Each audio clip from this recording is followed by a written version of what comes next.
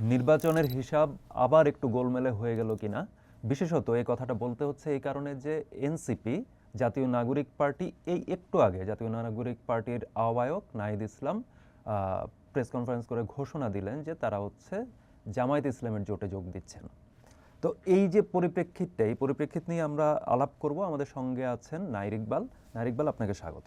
এনসিপির যেই আলোচনা বেশ কিছুদিন ধরেই চলছিল, একটা আলাপ ছিল মাঝে, বেশ আগে একটা আলাপ ছিল যে এনসিপি কোনো একটা বড় দলের জোটে হয়তো যাবে, তারপর আস্তে আস্তে এটা জামাতের দিকে ঝুঁকে পড়লো, অনেকখানি ঝুঁকে পড়লো। এটা নিয়ে সোশ্যাল মিডিয়াতে বলি বা বাস্তবিক স্পেসেও প্রচুর আলোচনা হয়েছে।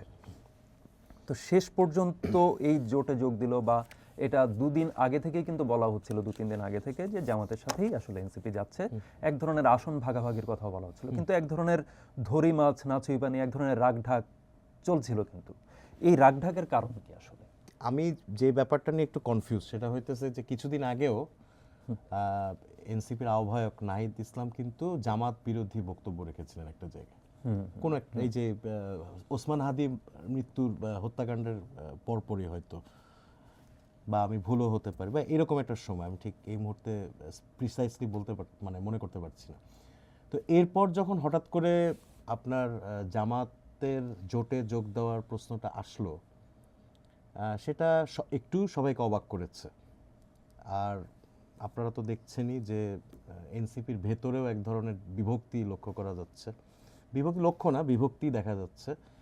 অলরেডি আপনার দুইজন পদত্যাগ করেছেন, দুইজন গুরুত্বপূর্ণ দুজন। এবং আমরা শুনতে পাচ্ছিলাম বা বিভিন্ন জায়গায় খবর আসছিল যে এনসিপির নারী নেত্রী যারা আছেন তাদের মধ্য থেকে এক ধরনের প্রবল বাধা, যে জামাতের জোটে যেন যোগ না দেয়, একটা প্রবল বাধা দেখা গেছে। এছাড়াও 30 জন শীর্ষ নেতৃবৃন্দ তারা কিন্তু নাহিদকে চিঠি লিখে বলেছে যে জামাতের সঙ্গে যেন যোগ না দেন। তো এর মধ্যেও নারী নেত্রীদের মধ্যে তো তাসনিম যারা পদত্যাগ করলেন, তিনি স্বতন্ত্র নির্বাচনের ঘোষণা দিয়েছেন।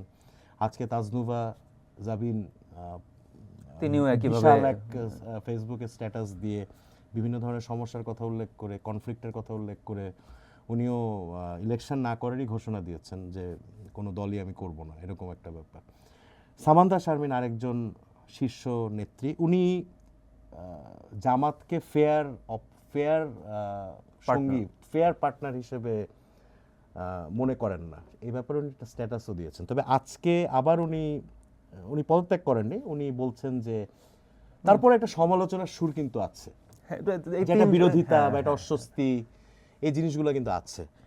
তো আমার কাছে মনে হয় যে এটা এনসিপি জামাতের সঙ্গে যোগ যতটা না স্পন্টেনিয়াসলি হয়েছে, তার চেয়ে অনেক বেশি বিরোধিতা, ভিতরে এক ধরনের প্রতিরোধ এনসিপির মধ্যে ছিল। এই জায়গাটাতে আমি আপনি যেই রেফারেন্সটা টেনেছেন, হ্যাঁ, এটা সত্য যে নাহিদ ইসলাম বলি বা হচ্ছে এনসিপির শীর্ষ নেতৃত্বের কাছ থেকে মাঝে মধ্যেই বিভিন্ন স্পিচে জামাত নিয়ে কিন্তু কিছু কিছু সমালোচনা আমরা শুনেছি এর আগে। আজকে যখন নাহিদ ইসলাম যখন বক্তব্য দিচ্ছেন জোটে যুক্ত হওয়ার যেই বক্তব্য, সেখানে তিনি এটাকে বলছেন আদর্শিক কারণে যুক্ত হচ্ছেন, একটা আদর্শিক পজিশনের কথা বলছেন। তো প্রশ্ন স্বাভাবিকভাবে চলে আসে যে জামায়াতের আদর্শের সাথে, জামায়াত একটা সুনির্দিষ্ট আদর্শের অনুসারী, এবং সেটা নিয়ে নানা ধরনের, আপনি যে রেফারেন্সটা টানলেন যে তরুণদের যেই বক্তব্য, আমার কাছে এখানে কিছু ডেটা আমি বা এই সময়টাতে আসলে যে 30 জন, এখানে কিন্তু খুবই গুরুত্বপূর্ণ দেখা গেছে, দক্ষিণাঞ্চলের সংগঠক থেকে শুরু করে আপনার সদস্য সচিব পদমর্যাদার বা যুগ্ম সদস্য সচিব পদমর্যাদার এরকম নেতৃবৃন্দ, কেন্দ্রীয় কমিটির সদস্য, এই 30 জনের মধ্যে কিন্তু এরাও আছেন। এরা মিলে যে যৌথ আহ্বান জানিয়েছেন নাহিদ ইসলামকে, সেখানে তারা পরিষ্কার করে কতগুলো কথা বলেছেন।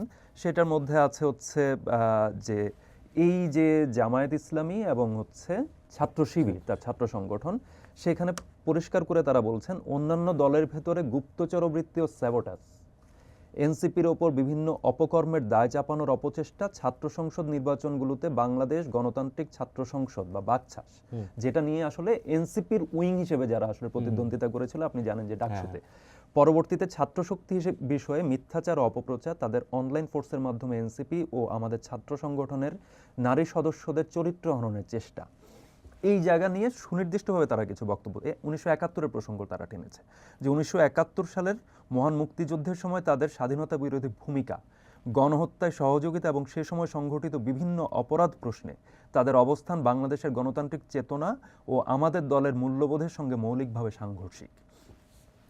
এখানে এই যে পজিশনটা তারা ডিক্লেয়ার করলো, 30 জন এনসিপির 30 জন নেতা এবং শীর্ষস্থানীয় কয়েকজন আছেন এখানে, তারা বা তাজনুভা জাবিনের পদত্যাগপত্রের বিষয়ে যিনি নিশ্চিত করেছেন সাইফুস সালেহীন, তিনি এই 30 জনের মধ্যে একজন স্বাক্ষরকারী।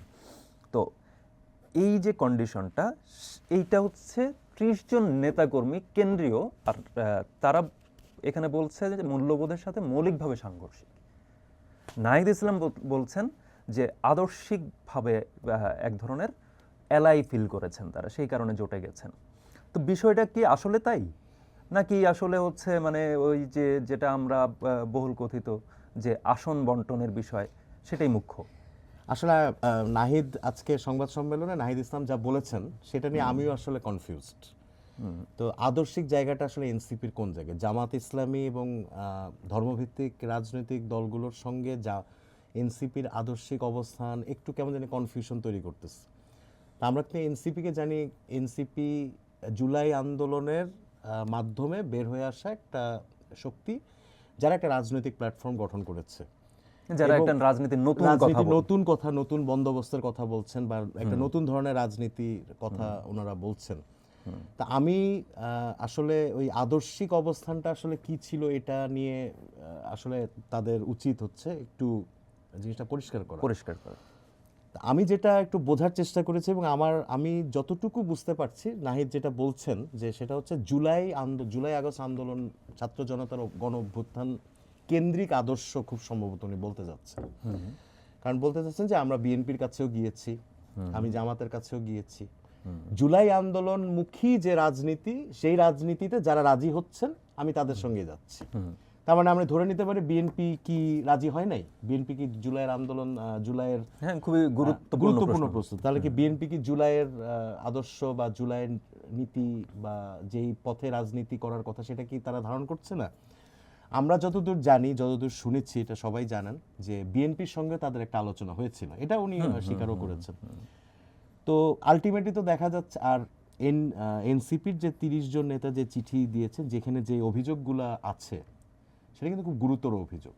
তাদের নারী নেত্রীদের চরিত্র হনন বা ছাত্র শক্তি বা বাকছাস কেন্দ্রিক যে কনফ্লিক্ট ছাত্র শিবিরের সঙ্গে এবং জামাতের সঙ্গে, এটা অনেক বড় কনফ্লিক্ট। তো আই এম নট শিওর যে এত ধরনের তারা অবশ্য একটা 170 জনের একটা ব্যাপার এসেছে, যে 30 জন আমাদের বিরোধিতা করেছে জামাতের সঙ্গে যাওয়া, কিন্তু 170 জন নেতা আবার জামাতের সঙ্গে যাওয়ার জন্য আরেকটা পাল্টা চিঠি, এরকম একটা দাঁড় করানো হয়েছে আর কি।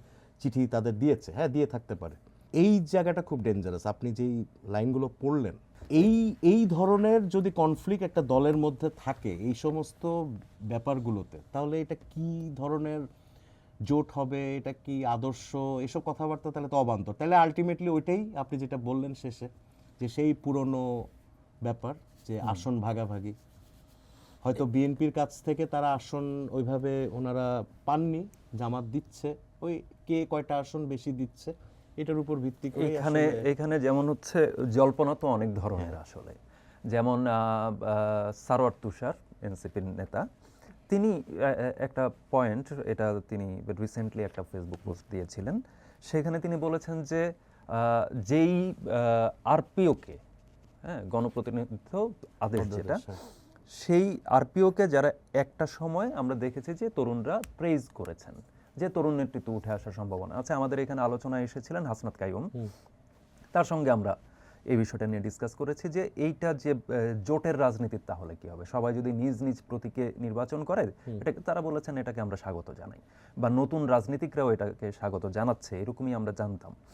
কিন্তু তুষার বললেন যে এইটা হচ্ছে একটা পদ্ধতি যেখানে আসলে এদেরকে ছেড়ে ফেলার, মানে নিজের প্ল্যাটফর্মে আর নির্বাচন করার অস্তিত্ব। তাহলে শাপলা প্রতীক নিয়ে তো এনসিপি বিরাট একটা ফাইট করলো, আমরা এখানে এসেছিলাম, এখানে আলাপ করেছি, হুমায়রা নূর এসেছিলেন, সামান্তা শারমিন এসেছিলেন, তারা বলেছেন যে মানুষের কাছ থেকে, মানুষের আবেগের সঙ্গে যুক্ত বলে তারা শাপলা প্রতীকের জন্য ফাইট করেছেন। তো যেই শাপলার জন্য ফাইট করলেন, সেই শাপলা একক প্রতীককে নির্বাচন করতে পারছে, তুষার তো এতে সন্তুষ্ট হওয়ার কথা, খুশি হওয়ার কথা। কিন্তু সেখানে তিনি দেখা গেল যে তার ভাষ্যটা এমন যে তিনি কিছুটা মনে হচ্ছে মনক্ষুণ্ণ। এটা একটা বিষয়। দ্বিতীয় হচ্ছে যে আসন ভাগাভাগির প্রশ্ন যেটা বললেন, জুলাই আন্দোলনের অন্যতম একজন নেতা ছিলেন আব্দুল কাদের। তিনি এই সমঝোতাকে কোনোভাবেই হচ্ছে, তিনি প্রচন্ড হতাশা ব্যক্ত করেছেন তার ফেসবুক পোস্টে। হ্যাঁ, তিনি বলেছেন জামাতের থেকে এনসিপি 50 আসন চেয়েছিল, কোট আনকোট। তার স্ট্যাটাসের কিছু অংশ আমি একটু পড়ে শোনাই। দর কষাকষির সর্বশেষ পর্যায়ে সেটা 30 আসনে গিয়ে চূড়ান্ত হয়েছে। জামাতের পক্ষ থেকে জোট সঙ্গী হিসেবে আসন প্রতি এনসিপিকে নির্বাচনী খরচ দেওয়া হবে 1.5 কোটি টাকা। এটা আব্দুল কাদের বলছেন। তো তাহলে কি এই তরুণ নেতৃত্ব যারা আসলে নয়া বন্দোবস্তের কথা বললো, বাংলাদেশের মানুষ আসলে প্রচণ্ড সমালোচনা করেছে, এনসিপির সমালোচনা করেছে, কিন্তু তারপরও আকাঙ্ক্ষাটা ছিল যে তারা সত্যিই একটা নয়া বন্দোবস্তের দিশা হয়তো দিতে পারবেন। আপনি দেখবেন নেলসন যে বাংলাদেশের মানুষ এনসিপির সমালোচনা করে, কিন্তু সমালোচনার মধ্যে এক ধরনের অভিমান থাকে যে যেই জিনিসটা এক্সপেকটেশন তাদের ছিল জুলাই আন্দোলনের পরে, শেখ হাসিনা যখন পালিয়ে গেলেন, এই ছাত্র জনতার অভূতপূর্ব আন্দোলন, এটার পর একটা শক্তিশালী স্বৈর শাসনের অবসান ঘটলো। তারপর তো মানুষের একটা প্রচণ্ড ধরনের এক্সপেকটেশন ছিল যে হয়তো নতুন, মানে তারা বিশ্বাসও রাখতে শুরু করেছিলেন যে বাংলা, তারা বলছিলেন যে বাংলাদেশ 202, যে দ্বিতীয় 2.0, হ্যাঁ 2.0, সরি 2.0। তো আলটিমেটলি তো দেখা যাচ্ছে যে এক ধরনের হতাশ, বিশেষ করে আব্দুল কাদের, উনি যেই ধরনের স্টেটমেন্ট দিয়েছেন, আমি জানি না এটা কোট আনকোটই আপনি বললেন, সেটা যদি সত্য হয় তাহলে কিন্তু মানে খুবই হতাশার একটা জায়গা। আব্দুল কাদেরের আরেকটা পয়েন্ট হচ্ছে যে পশ্চিমারা, কোট আনকোট আমি পড়ছি, পশ্চিমারা প্রধানমন্ত্রী কিংবা বিরোধী দলীয় নেতা হিসেবে সংসদে জামায়াতকে চায় না। সেই হিসেবে নির্বাচনে জিতলে নাহিদ ইসলাম হবেন প্রধানমন্ত্রী, আর বিরোধী দলে গেলে নাহিদ হবেন বিরোধী দলীয় নেতা। এটাও একটা ইঙ্গিত তিনি করেছেন। এটা আদৌ ঘটেছে কিনা সেটা আমরা জানি না, বা এই ধরনের কোনো কিছু হয়ে থাকলে সেটা হয়তো নির্বাচন পরবর্তী সময়ে গিয়ে আমরা হয়তো বুঝতে পারবো, যে যখন বিরোধী দলীয় নেতা, এইসব কথা তো শোনাই যায়, অনেক কিছু শোনা যায়, এই ধরনের কথা বেশ চাউরও হয়েছিল। আব্দুল কাদেরের কোটে আছে বলে এটা আমি উল্লেখ করলাম। তো এই যে আসলে এখন আরেকটা প্রশ্ন কিন্তু আসছে পাল্টা হিসেবে, সেটা হচ্ছে এনসিপি যদি জামায়াতের সঙ্গে না গিয়ে বিএনপির সঙ্গে যেত, আপনি যেটা শুরুতে বললেন যে উভয় পক্ষের সাথেই তারা কথা বলছিল, যদি বিএনপির সঙ্গে যেত তাহলে কি সমালোচনাটা এরকম হতো, নাকি জামাতের সঙ্গে যাওয়াতেই এই সমালোচনাটা বেশি হচ্ছে? আমি মনে করি যে বাংলাদেশের মানুষ আসলে ওই ভাগাভাগি রাজনীতিটাই আসলে মানে এক্সপেক্ট করে নাই, অন্তত এনসিপির কাছ থেকে। ঠিক আছে, এই নির্বাচনে জেতার জন্য অনেক ধরনের কৌশল অবলম্বন করা যেতেই পারে, জামাতের সঙ্গে যাওয়া এটাও তাদের কৌশলেরই অংশ।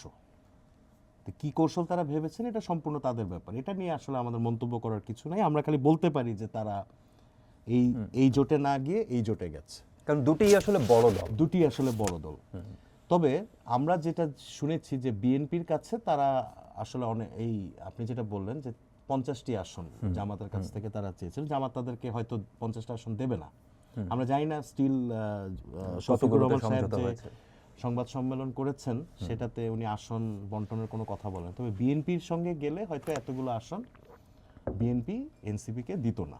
আমরা যতটুকু জেনেছি, আমি জানি না সত্য মিথ্যা জানি না, এনসিপি চেয়েছিল এতগুলো আসন, বিএনপি বলেছিল আমরা তোমাদেরকে সর্বোচ্চ ভাই 10টা থেকে 11টা আসন আমরা সর্বোচ্চ ফিগারটা ওটার কাছে, এরকম একটা আমরা শুনেছিলাম। এনসিপি তাতে রাজি হয় নাই, এইটা নিয়ে দর কষাকষি হয়েছে, শেষে বিএনপি এটা যত দর কষাকষি হয়েছে এটা কমেছে, তো সেখানে একটা এনসিপির হতাশা আছে, সেই হতাশা থেকে তারা বেরিয়ে গেছে। পরে শুনলাম যে তারা, আমি আজকে একটু অবাক হচ্ছি নেলসন, যে মাঝখানে এবি পার্টি এবং রাষ্ট্র সংস্কার আন্দোলনের সঙ্গে কিন্তু তাদের একটা জোট হয়েছিল, তিন দলীয় জোট হয়েছে। তো এই জোটটা এখন, এই জোটের ক্ষেত্রে বলা হয়েছিল যে এটা হচ্ছে সংস্কারই হচ্ছে তাদের অগ্রাধিকার, নির্বাচন না, জুলাই সনদে যে সংস্কারের কথা বলা হয়েছে সেই সংস্কার নির্বাচনের পরে যদি তারা বিজয়ী হয় এই সংস্কারকে বাস্তবায়ন করবে বা এই সংস্কারকে আলোর মুখ দেখাবে, এই বিষয়ে এই তিনটা দল সম্মত হয়েছিল বলে তারা জোট করেছে। আচ্ছা, এটা ছিল তাদের সেই সময়ের ভাষ্য, বা হাসনাত কাইয়ুম বা এবি পার্টির মুজিবুর রহমান মঞ্জু তারা সংস্কারকেই খুবই প্রায়োরিটি দিয়েছেন। তো এইখানে শেষ পর্যন্ত এবি পার্টি বা হচ্ছে রাষ্ট্র সংস্কার আন্দোলনের আসলে কি? হ্যাঁ, আজকে বিকাল থেকে যা শুনছি বা যেই আমি যেসব দলগুলোর নাম ওই জোটের 10 দলীয় জোট জামাতের সঙ্গে, এখন 10 দলীয়, 10 দলীয় এলডিপি জোট, যুক্ত এলডিপি হয়েছে। অলি আহমেদ, বীর বিক্রম মুক্তিযোদ্ধা অলি আহমেদেরও দল যোগ হয়েছে। তো যেই 10 দলীয় জোট সেখানে কোথাও আমরা এবি পার্টি এবং রাষ্ট্র সংস্কার আন্দোলনকে দেখলাম না। তো এটাও এক ধরনের কনফিউশন আসলে, মানে এনসিপি, আমি একটা জিনিস আমি একটু বলি যে এনসিপি এই রাজনীতি নিয়ে এই ধরনের একটা কনফ্লিক্ট তৈরি মানে একটা কনফিউশন তৈরি করে ভোটারদের মধ্যে কি বার্তা দিচ্ছে আমি এটা বুঝতে পারছি না। ইলেকশন মানে ইলেকশন ডেজ আর মানে knocking on the door. Knocking on the door. তো এই সময় তো অনেক কিছুর ব্যাপার আছে, যে দল গুছিয়ে নির্বাচন কিন্তু একটা নির্বাচনী প্রচারযজ্ঞ কিন্তু একটা বড় ব্যাপার, বিশাল ব্যাপার, স্ট্র্যাটেজি আছে, অনেক নানান স্ট্র্যাটেজির কিছু আছে। ব্যাপার আছে, অনেক কৌশলের ব্যাপার আছে, অনেক আপনার মানে জনবল বা অনেক টুলসের দরকার আছে। তো এই সময় যদি মানুষকে বা তাদের একটা ক্লিয়ার কাট ভিশন মানুষের সামনে তুলে ধরতে হবে যে আমরা নির্বাচিত হলে এই যেটা ইশতেহার বা এই জাতীয় কিছু বলা হয়। তো নির্বাচনের এত অল্প দিন বাকি থাকতে এনসিপি কেন আমি এই ধরনের কনফ্লিক্ট বা কনফিউশন তৈরি করতেছে, মানে তাদের রাজনীতি আমি জানি না এটা ইচ্ছাকৃত না অনিচ্ছাকৃত বা এটাই তাদের কৌশল কিনা, এটা আমার মাথায়, নেলসন আপনি আপনার মাথায় আসছে কিনা আমি জানি না, মানে আমার কাছে খুব কনফিউজিং লাগছে এই জায়গাটাতে একটা হলো যে আমরা যে 30 নেতাকর্মীর যে ভাষ্য আমরা পেলাম, বা আব্দুল কাদের যেটা বললেন, বা তাজনুবা জাভিন যেই স্ট্যাটাস দিয়ে তিনি পদত্যাগের বার্তাটি দিলেন, বা জেরিন যেই বার্তাটি দিয়ে পদত্যাগ করলেন, সেইখানে খুবই তাজনুবা জাভিন সরাসরি বলছেন যে আনুষ্ঠানিক ঘোষণা আসার পর আমি পদত্যাগ দেব ভেবেছিলাম, কিন্তু শেষে সেই আশা ছেড়ে দিয়ে তিনি সেটা মোটামুটি করে ফেললেন। এবং সেইখানে তারা বলছেন যে এমপি হবে কারা কারা, হ্যাঁ, সেইটার আলোচনাতেই কেন্দ্রে সংসদে যাওয়ার যে রেস, সেই রেসের কারণেই হচ্ছে আসলে এই জোটে যাওয়া। হ্যাঁ, অর্থাৎ যে কোনো মূল্যে আসলে ক্ষমতার সাথে থাকার একটা প্রসঙ্গ আসছে। এবং তিনি নির্বাচনের প্রস্তুতি নিচ্ছিলেন, তিনি তার ভোটারদের, সম্ভাব্য ভোটারদের বা সমর্থকদের উনি জানিয়ে দিচ্ছেন যে আসন্ন জাতীয় নির্বাচনে তিনি অংশগ্রহণ করবেন না। আবার সিনিয়র সদস্য সচিব তাসনিম জারা যখন বলছেন, তিনি বলছেন যে তিনি নির্বাচন হয়তো করবেন, তবে সেজন্য হচ্ছে স্বতন্ত্র থেকে তিনি করবেন এবং সেইখানে তিনি প্রতিদ্বন্দ্বিতা করবেন, তিনি লড়াইটা করবেন, কোনো দলের হয়ে করবেন না, কোনো দলের হয়ে করবেন না। এবং সেটার জন্য তিনি আহ্বান জানিয়েছেন যে তার আসলে 4693 জন ভোটারের সমর্থন প্রয়োজন। অর্থাৎ যেই আমরা দেখেছি যে তাসনিম জারা বলি, তাজনুবা জাবিন বলি, তারা কিন্তু হচ্ছে এই এনসিপি যখন গঠন হচ্ছে বা নাগরিক কমিটি থেকে তো আসলে যাত্রা করে এখানে এলো। আপনি খেয়াল করেন যে জুলাইয়ের যেই অংশটা বৈষম্য বিরোধী ছাত্র আন্দোলনের যে ব্যানারটি ছিল, সেই ব্যানার থেকে হচ্ছে তারপরে এটা আস্তে আস্তে চলে এলো হচ্ছে জাতীয় নাগরিক কমিটিতে।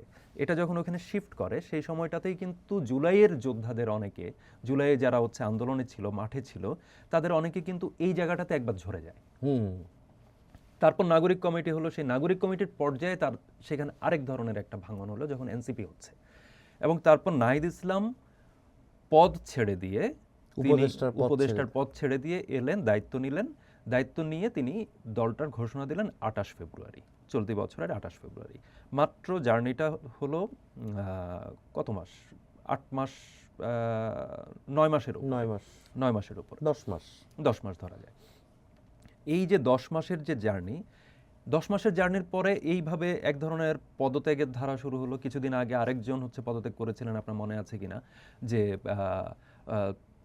বিএনপিকে তার কাছে মোর সুইটেবল মনে হয়েছে, নেতৃত্বের জায়গা থেকে তার সুইটেবল মনে, তিনি এখনই বিএনপিতে যোগ দিচ্ছেন না, তবে তিনি এনসিপি থাকছেন না। তিনিও কিন্তু মোটামুটি উল্লেখযোগ্য একজন নেতা ছিলেন।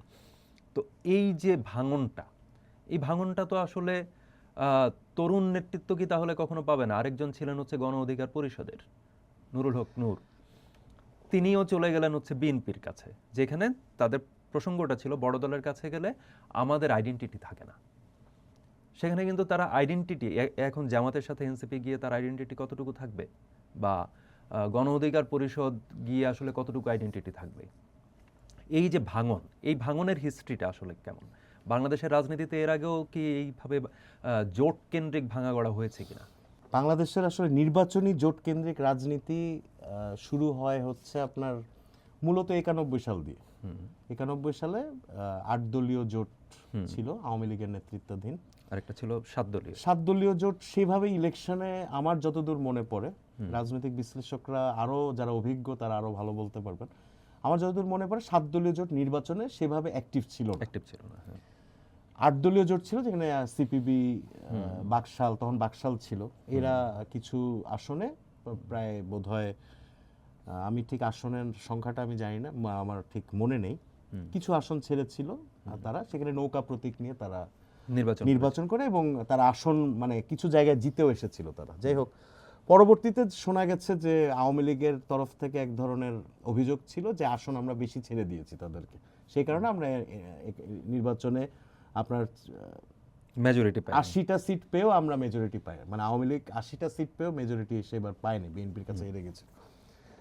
জোট একদমই জোট ছাড়া আপনার নির্বাচন আলাদা আলাদাভাবে নির্বাচন হয়েছিল 96-এর নির্বাচনটা, আপনার মনে আছে কিনা জানি না। আওয়ামী লীগ, বিএনপি, জাতীয় পার্টি, জামাত, বিএনপি সম্পূর্ণ আলাদাভাবে নির্বাচন করে, এককভাবে নির্বাচন করে বিরোধী দলে পরাজিত হয়েও 116টা আসন বিএনপি পেয়েছিল। জোট কেন্দ্রিক নির্বাচনী জোট কেন্দ্রিক যে ব্যবস্থাটা, সেটা মূলত এই 90-এর দশকের শেষের দিকে, সেটা হচ্ছে আপনার 4 দলীয় জোট দিয়ে শুরু। হ্যাঁ, 4 দলীয় জোট। আপনার নিশ্চয়ই মনে আছে যে বেগম খালেদা জিয়া, সাবেক রাষ্ট্রপতি হোসেন মোহাম্মদ এরশাদ, জামাতের আমির, সাবেক আমির গোলাম আজম সাহেব, এরা মিলে, আর ইসলামী ঐক্য জোট মুফতি আমিনী সাহেব ছিলেন, এরা মিলে একটা 4 দলীয় জোট নামে, যে আওয়ামী লীগ বিরোধী ভোটগুলোকে এক বাক্সে নেওয়া। এবং এটা ধরেন যারা আওয়ামী লীগ বিরোধী তাদের মধ্যে এক ধরনের উদ্দীপনা তৈরি হয়েছিল যে এইবার আমরা, মানে এটা খুবই কৌশলগত একটা ইয়ে ছিল, যে এটা নিয়ে অনেক সমালোচনা আওয়ামী লীগ এটা নিয়ে করেছে, এবং আওয়ামী লীগ কিন্তু জোটটা ভেঙেছিল। আওয়ামী লীগ কৌশল করেই, রাজনীতিকে রাজনীতি দিয়ে মোকাবেলা করেই আপনার জাতীয় পার্টিকে বের করে নিয়েছিল জোট থেকে। জাতীয় পার্টি এরশাদ সাহেবকে বের করে নিয়েছিল মামলার ভয় দেখিয়ে, আপনার মনে আছে কিনা জানি না। এরশাদ সাহেবকে জেলেও নেওয়া হয়েছিল, একটি মামলা সচল করে, এটা খুব সম্ভবত 2001 সালের দিকে। এবং জেল থেকে বের হওয়ার পরে এরশাদ সাহেব ঘোষণা করলেন যে না, আমি 4 দলীয় জোটে নাই, আমি আরেকটা জোট করতেছি, সেটার নাম হচ্ছে ইসলামী জাতীয় ঐক্য ফ্রন্ট। 2001 সালের নির্বাচনে জাতীয় পার্টির নেতৃত্বে ইসলামী দলগুলোকে নিয়ে, আজকে যারা জামাতের সঙ্গে আছেন এই দলগুলোই লামসাম এরাই ছিলেন, তাদেরকে নিয়ে একটি জোট হয়েছিল ইসলামী জাতীয় ঐক্য ফ্রন্ট, এবং তারা 14টি আসন পেয়েছিল, কিন্তু সেখানে সবাই ছিলেন জাতীয় পার্টির এমপি, নির্বাচিতরা সবাই জাতীয় পার্টি। হ্যাঁ, ওই তারা এটা নামমাত্র জোট ছিল। বিএনপি বেনিফিটেড হয়েছিল 4 দলীয় জোট, ক্ষমতায় এসেছিল এবং 2/3 মেজরিটি, তারা এককভাবে 193টার মতো আসন পেয়েছিল, এবং জামাতের 19টা আসন মিলে এটা অনেক বেশি, এটা 2/3 উপরে, অনেক ব্রুট মেজরিটি হয়ে গেছে। তো জোট আবার এই 4 দলীয় জোট কিন্তু 2008 সালের নির্বাচনে কাজ করেনি, সেটা কোনো আবার আওয়ামী লীগের কিন্তু আরেকটা জোট আনতে পারেনি। আওয়ামী লীগের আরেকটা জোট ছিল মহাজোট, যেটাকে বলা হয়, যেখানে জাতীয় পার্টির ভোট একটা বড় ফ্যাক্টর হয়েছিল। তো এইভাবে এক ধরনের জোটের রাজনীতি ভাঙা গড়া আসলে সব সময় হয়েছে। এই যে আপনি এলডিপি আজকে যোগ দিল জামাত ইসলামের সঙ্গে, কর্নেল অলি আহমেদ সাহেব বিএনপির প্রতিষ্ঠাতাদের একজন, বীর মুক্তিযোদ্ধা, উনি কিন্তু 2006 সালে বিএনপি থেকে বেরিয়ে, বিএনপি স্থায়ী কমিটির মেম্বার ছিলেন, তিনি বেরিয়ে এসে এই জামাতের সঙ্গে কেন বিএনপি রাজনীতি করছে বা জোট করছে, উনি কিন্তু ওই জোটেরই বেনিফিশিয়ারি ছিলেন। 2001 সালে নির্বাচন উনি নির্বাচিত হয়েছিলেন, একটি আসনে পরাজিত হয়েছিলেন জামাতের কাছে, আরেকটি আসনে উনি জিতেছিলেন, কিন্তু উনি 2006 সালে যখন আপনার শেষের দিকে বিএনপির শাসন ক্ষমতা, তখন উনি বেরিয়ে বললেন যে জামাতের সঙ্গে আমি মুক্তিযোদ্ধা, আমি কিভাবে থাকি বলে উনি বেরিয়ে গেলেন। তো মজার ব্যাপার হচ্ছে আজকে উনি জামাতের সঙ্গে যোগ দিলেন, এটা স্বাভাবিকভাবে রাজনৈতিক মহলে কিছুটা কৌতূহল তৈরি করেছে। এই যে এর আগে আমরা দেখেছি যে এইবার যে জাতীয় পার্টি যে জোটটি করেছে এনডিএফ, ন্যাশনাল ডেমোক্রেটিক ফ্রন্ট, সেখানেও কিন্তু জোট প্রশ্নে কিন্তু ভাঙা গড়াটা ঘটলো আরেকবার। এনসিপির ক্ষেত্রে ভেঙে নতুন দল হয়নি, এটা সত্য, কিন্তু অনেকে বেরিয়ে যাওয়ার ঘোষণা দিয়েছে। আমরা এরই মধ্যে হচ্ছে পদত্যাগ করেছেন মাহফুজ আলম, ছিলেন তথ্য উপদেষ্টা ছিলেন, তিনি এই প্রশ্নে, এই জামায়াতের সঙ্গে জোট করার প্রশ্নে তিনি তার ভেরিফাইড ফেসবুক পেজে একটা পোস্ট করেছেন। তিনি সরাসরি নিজের রাজনৈতিক অবস্থানকে হচ্ছে সুস্পষ্টভাবে উপস্থাপন করার জন্য বেশ কয়েকটি পয়েন্ট লিখেছেন, মোট 4টি পয়েন্ট তিনি লিখেছেন। এর মধ্যে তিনি জানিয়েছেন যে বিভিন্ন সময়ে উপদেষ্টা থাকা অবস্থাতেই তার যে জুলাই সহযোদ্ধা যারা ছিলেন, যারা আসলে নাগরিক কমিটি বা এনসিপি পরবর্তীতে এই দুটি ফোরাম যখন হচ্ছে বা একটা রাজনৈতিক দল যখন গঠন হচ্ছে, তখন বিভিন্ন সময় নির্দেশনা, পরামর্শ, পলিসিগত জায়গায় সহায়তা করেছেন তিনি। এই আলোচনাটা কিন্তু এইটা একটু গুরুত্বপূর্ণ পয়েন্ট এই কারণে যে এনসিপির শুরু থেকেই একটা আলাপ ছিল যে তাদেরকে বিভিন্ন সময় এই ট্যাগ দেওয়া হয়েছে যে কিংস পার্টি। এই অর্থে দেওয়া হয়েছিল যে তাদের দুজন সহযোদ্ধা তখন উপদেষ্টা পরিষদে আছেন, কিন্তু এনসিপি বরাবরই সেটা অস্বীকার করেছেন। মাহফুজের কথায় কিন্তু সেই অভিযোগের সপক্ষে একটা যুক্তি পাওয়া যাচ্ছে যে বিভিন্ন সময় পরামর্শ, নির্দেশনা এবং পলিসিগত জায়গায় সহযোগিতা করেছি, কোট আনকোট। তিনি নিজের অবস্থান সম্পর্কে বলছেন, নতুন রাজনৈতিক অর্থনৈতিক বন্দোবস্ত, ফ্যাসিবাদের বিরুদ্ধে সাংস্কৃতিক লড়াই, সামাজিক ফ্যাসিবাদ মোকাবেলা, রিকনসিলিয়েশন, দায়দরদের সমাজ সহ অনেক কথাই আমি বলেছি, যেগুলো আমার জুলাই সহযোদ্ধারা উক্ত দুটি সংগঠন থেকে বারবার বলেছেন।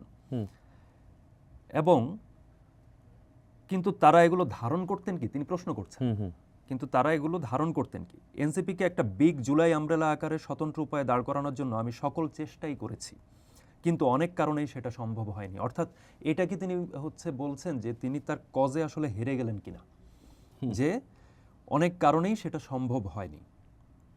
বিদ্যমান বাস্তবতায় আমার জুলাই সহযোদ্ধাদের প্রতি সম্মান, স্নেহ ও বন্ধুত্ব মুছে যাবে না। অর্থাৎ তিনি পুরোপুরি, কিন্তু আমি এনসিপির অংশ হচ্ছি না। আমাদের এই যেই এনসিপি জামাতের সঙ্গে জোটে গেল, আমরা আলোচনায় বসার আগ পর্যন্ত কিন্তু আমরা নিউজ রুমে আলোচনা করছিলাম যে মাহফুজ এবং আসিফ আসলে কি করবেন। সেই কৌতূহলটা আমাদের ছিল যে তারা পদত্যাগ করার পরে স্বাভাবিক আমরা ধরে নিয়েছিলাম তারা হয়তো এনসিপিতে যোগ দেবেন। আমাদের এখানে এর মাঝে সামান্তা এসেছিলেন, তাকেও আমরা প্রশ্ন করেছি। তিনি বলেছিলেন যে তারা চাইবেন যে সবাই জুলাইয়ের যারা আছেন একসাথে আন্দোলন করেছেন তারা সবাই একসাথে থাকুক, জুলাইয়ের নেতৃবৃন্দ সবাই একসাথে থাকুক। তো মাহফুজের এই বক্তব্যে কিন্তু পরিষ্কার হয়ে গেল তিনি আসলে থাকছেন না এনসিপিতে। আমাকে জামায়াত এনসিপি জোট থেকে প্রস্তাব দেওয়া হয়নি, এটা সত্য নয়, কিন্তু ঢাকার কোনো একটা আসনে জামায়াত এনসিপি জোটে প্রার্থী হওয়ার চাইতে আমার লং স্ট্যান্ডিং পজিশন ধরে রাখা অধিক গুরুত্বপূর্ণ। 4 নম্বর পয়েন্টে তিনি বলছেন, ইতিহাসের এ চলতি পর্বে বাংলাদেশ একটা শীতল যুদ্ধে আছে। এ পর্বে কোনো পক্ষ না নিয়ে নিজেদের বক্তব্য ও নীতিতে অটল থাকাই শ্রেয়। বিকল্প তরুণ জুলাই শক্তির সম্ভাবনা এখনো শেষ হয়ে যায়নি, বরং আমি গত 1.5 বছরে যা বলেছি, যে নীতিতে বিশ্বাস রেখেছি তা অব্যাহত রাখব রাজনৈতিক, সাংস্কৃতিক ও বুদ্ধিবৃত্তিক সকল উপায়ে। If you care to join me, you are most welcome. তাহলে কি এখন তার এই শেষ লাইনে কারণে প্রশ্ন যেটা আসছে, তাহলে তো একটা বড় প্রশ্ন চলে আসে যে মাহফুজ আলমের নেতৃত্বে কি নতুন কোনো রাজনৈতিক দল আসছে? এক্স্যাক্টলি, আমি এটাই আপনাকে বলতে যাচ্ছিলাম যে ওনার যে স্ট্যাটাসটা আপনার সঙ্গে সঙ্গে আমিও পড়লাম, আমি মাহফুজ আলমের পেজ ওপেন করে পড়ছিলাম, আপনার সঙ্গেই আপনি যা পড়ছিলেন আমিও পড়ছিলাম। এটাতে পরিষ্কার উনি আসলে এই এনসিপির এই বন্দোবস্তের সঙ্গে উনি নেই, এটা পরিষ্কার। এবং সেটা জামাত প্রশ্নে উনি বিএনপির সঙ্গে যদি যেতেন, সেটা তো এনসিপি, সেটা অন্য, সেটা না হয় আমরা আলোচনায় গেলাম না। তিনি নিজের দিকে কিন্তু ডাকছেন, if you care to join me. হ্যাঁ, এটা আমার মনে হচ্ছে সিগনিফিকেন্ট একটা লাইন। তার মানে কি এটা কি নেলসন, এটা আলাদা, তার মানে কি এনসিপিতে একটা ভাঙন আসছে? জুলাই কেন্দ্রিক যারা নেতৃবৃন্দ আমাদের আছেন, যারা একটা দারুণ একটা আন্দোলনের নেতৃত্ব দিয়েছেন, যাদের প্রতি মানুষের অনেক আস্থা ছিল, অনেক আশা ছিল, তার মানে কি সেটাই বিভক্ত হয়ে গেল, মানে বাংলাদেশ? এই আলোচনাটা কিন্তু চলছিল বেশ কিছুদিন ধরে, এবং আমাদের সর্বশেষ গতকাল আমাদের প্রতিবেদক তাসিন মল্লিক তাসিন। চর্চায় একটি প্রতিবেদন লিখেছেন, সেটা প্রকাশও হয়েছে চর্চায়। সেখানে কিন্তু এই ইঙ্গিতটি সুস্পষ্টভাবে আছে যে এনসিপিতে ভাঙনের সুর, শিরোনামটি এই ঘরানার শিরোনাম দিয়েই ছাপা হয়েছে। তো সেই জায়গাটি কিন্তু সামনে চলেই আসছে যে এনসিপির, আমরা এতক্ষণ পর্যন্ত দেখলাম যে পদত্যাগ করছেন, স্বতন্ত্রতে নির্বাচন করবেন বলে একজন ঘোষণা দিচ্ছেন, আরেকজন বলছেন যে তিনি নির্বাচনই করবেন না, তিনি এতটাই আশাহত হয়েছেন। আব্দুল কাদের সরাসরি হচ্ছে প্রশ্ন তুলছেন আসন ভাগাভাগির যেই খেলা, সেই খেলা নিয়ে, এবং সেইখানে তিনি এই যে প্রধানমন্ত্রী এবং বিরোধী দলীয় নেতা, যেই গুঞ্জনটা বাইরে আছে সেটা হচ্ছে আব্দুল কাদের নিজের ফেসবুক স্ট্যাটাসে বলছেন। আর ৩০ জন যেই নেতাকর্মী কেন্দ্রীয় সহ তারা যে বক্তব্য দিচ্ছেন সেইখানে সরাসরি সুস্পষ্টভাবে জামায়াতের সাথে এই বন্ধনকে তারা ভালোভাবে নিচ্ছেন না, এটা জানিয়ে দিচ্ছেন। তো সেই জায়গায় আসলে জামায়াত ইসলামী, এই জায়গায় খুবই ইন্টারেস্টিং একটা প্রশ্ন আপনার জন্য অপেক্ষা করছে, সেটা হচ্ছে জামায়াত ইসলামী সহ ইসলামী ঐক্যজোট বলি বা হচ্ছে শাসনতন্ত্র বাংলাদেশ বলি, এই দলগুলো কিন্তু এইবারের ঘোষণাটি ছিল, যেটা বরিশাল থেকে ঘোষণাটি এসেছিল ফয়জুল করিমের সাথে সাক্ষাতের পরে, সেটা হচ্ছে ইসলামী দলগুলোর সকল ভোট এক বাক্সে আনার জন্য এবারের জোটটা করা হবে। এবং নানান চেষ্টা হয়েছে, নানান তর্ক হয়েছে, শেষ পর্যন্ত ৮ দলীয় একটা জোট করেছে। সেই জোটে এনসিপি প্রবেশ করেছে। তাহলে জামায়াতের জোটটির যে মুখ্য কেন্দ্র ছিল আগে, যে ইসলামী দলগুলোর সকল ভোট, ধর্মভিত্তিক রাজনীতির যে ভোটগুলো, সেটাকে এক বাক্সে আনা, এনসিপির ভোটও কি তাহলে সেই ঘরানার ছিল? এখন আপনি যদি এনসিপিকে, যে জাতীয় গণতান্ত্রিক পার্টি জাকপা, রাশেদ প্রধান, প্রয়াত নেতা শফিউল আলম প্রধানের পুত্র, উনি যে দলটা করে ওটা কি ধর্মভিত্তিক দল বলা যায়? জাতীয় গণতান্ত্রিক পার্টি ধর্মভিত্তিক দল না, কিন্তু তারা একটু ডানপন্থার দিকে ঝুঁকে থাকা, সব সবাই বরাবরই ডানপন্থার দিকে ঝুঁকে থাকা একটা দল। তো এনসিপি বা বাংলাদেশ ডেভেলপমেন্ট পার্টি নামে একটা পার্টি আছে, এরা তো ধর্মভিত্তিক দল না। তো এখন তার মানে কি এটাকে ধর্মভিত্তিক না বলে কি আমরা কি বলতে পারি যে এটা একটু ডান দিকে ঝুঁকছে আর কি, ফার রাইট? হ্যাঁ, ফার রাইট বা একটু রাইটের দিকে যাওয়া বা একটু ঘেঁষা। তো তাহলে কি এনসিপি কি এই ট্যাগটা নিজেদের দিকে নিয়ে যাবে, যারা একটা তারা কিন্তু শুরু থেকে বলছিল যে আমরা মধ্যপন্থার রাজনীতি করব, এবং এনসিপি কে স্বাভাবিকভাবে এখানে এনসিপির আমাদের যে জুলাই আন্দোলনটা ছিল এটা কিন্তু মধ্যপন্থারই আন্দোলন ছিল, ইনক্লুসিভ সোসাইটির কথা বলা হয়েছে। ইভেন এনসিপির যে ঘোষণাপত্র আছে, সেই ঘোষণাপত্রের অনেক ইস্যু আছে, অনেক লাইন আছে যেটা আপনার ধর্মভিত্তিক রাজনৈতিক দলগুলো যেগুলো এন্ডোর্স করে তার বিপরীতমুখী। তারা নারীর ক্ষমতায়নের কথা বলেছে, তারা এরকম অনেক, আমি মুখস্থ নেই, আমি হয়তো থাকলে একদমই হচ্ছে এই যে ৩০ নেতাকর্মী যেটা আমি বারবার উল্লেখ করছিলাম, সেটা হচ্ছে আমরা বিশ্বাস করি একটি গণতান্ত্রিক ও গণ অভ্যুত্থান থেকে উঠে আসা রাজনৈতিক শক্তি হিসেবে আমাদের দায়িত্ব হলো রাষ্ট্র ও সমাজকে এমন একটি পথে এগিয়ে নেওয়া যেখানে মানবাধিকার, ধর্মীয় সহনশীলতা, নারী পুরুষের সমান মর্যাদা, সংখ্যালঘু সুরক্ষা, নাগরিক অধিকার এবং সর্বোপরি গণতান্ত্রিক মূল্যবোধ অটুট থাকে। জামায়াতে ইসলামের সঙ্গে কোনো ধরনের জোট এই নৈতিক অবস্থানকে দুর্বল করবে এবং আমাদের রাজনৈতিক বিশ্বাসযোগ্যতার ওপর দীর্ঘমেয়াদী নেতিবাচক প্রভাব ফেলবে।